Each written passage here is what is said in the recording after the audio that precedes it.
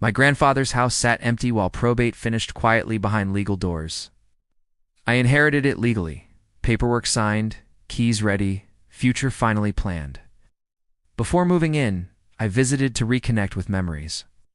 That's when I saw a sold sign stabbed into the lawn. Confused, I checked my documents again. Ownership clearly listed under my name. A moving truck stood outside, strangers unloading furniture confidently. I approached cautiously, asking who authorized the sale. They said the HOA handled everything and assured legality. I explained there was no HOA membership attached to this property. A woman appeared, holding a clipboard, smiling with forced authority. HOA Karen introduced herself as president, voice sharp and practiced. She claimed unpaid dues allowed selling abandoned homes legally, explained inheritance law, probate timelines, and lack of HOA jurisdiction. Karen waved dismissively, saying rules apply whether I agreed or not. Neighbors watched silently as tension thickened in the air. Karen claimed the house was sold weeks ago already. She handed over documents proudly, signatures looking rushed and wrong. Dates didn't match. Seals were fake. Logic completely broken. I told the buyers to stop unloading immediately. Karen shouted that I was trespassing on community property. I called my lawyer as Karen threatened police confidently. She called first, smiling like she already won. Police arrived, confused by conflicting stories and raised voices. Karen presented HOA papers dramatically, soaking in attention. I presented probate court documents, deed and inheritance confirmation calmly. Officers compared timelines, expressions shifting toward concern. The buyers realized something was terribly wrong. Karen insisted HOA authority overruled inheritance law automatically. My lawyer arrived explaining criminal fraud slowly and clearly. Karen laughed, calling it a misunderstanding at worst. An officer noticed forged notary seals instantly. Karen's smile finally cracked under pressure. Neighbors whispered as police separated Karen from paperwork. Buyers demanded explanations, panic replacing excitement quickly. Karen attempted leaving, but officers asked her to stay. Additional police arrived, taking the situation seriously now. HOA records revealed no jurisdiction over my grandfather's house. Boundary maps clearly excluded the property entirely. Karen had zero authority to sell anything. Her sale was outright fraud. She started yelling about protecting neighborhood property values desperately. Officers read her rights as neighbors filmed openly. Wise. Buyers were officially declared victims of fraud.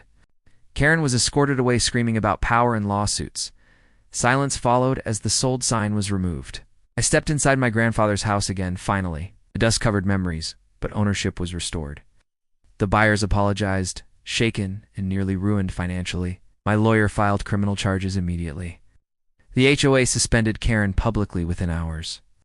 Investigators uncovered multiple forged HOA actions previously hidden. Karen abused authority for years without challenge. Other homeowners came forward with intimidation stories. The HOA entered emergency audit under state oversight. Karen's accounts were frozen during investigation. Charges expanded to include forgery and wire fraud. Media picked up the story rapidly. Headlines exposed Karen's actions publicly nationwide. The sale was declared completely void legally. Ownership reaffirmed solely under my name. Karen was banned from HOA involvement permanently. Restitution orders drained her savings quickly.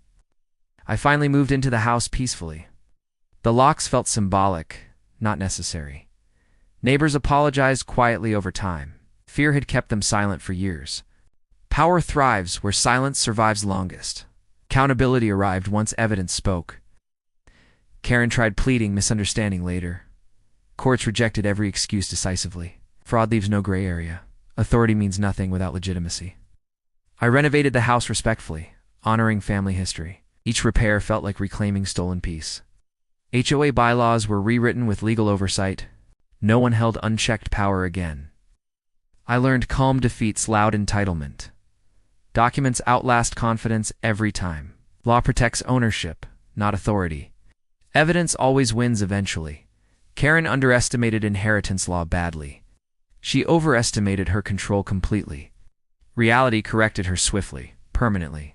I sleep peacefully there now. Justice feels quiet but complete. The house stands stronger than before, protected by truth. HOA Karen sold what wasn't hers, paid for it fully, publicly, permanently. My grandfather's house remained mine. Law stood firm. Power collapsed. Silence ended. I wasn't an HOA member. I never was. That fact mattered most. It saved everything.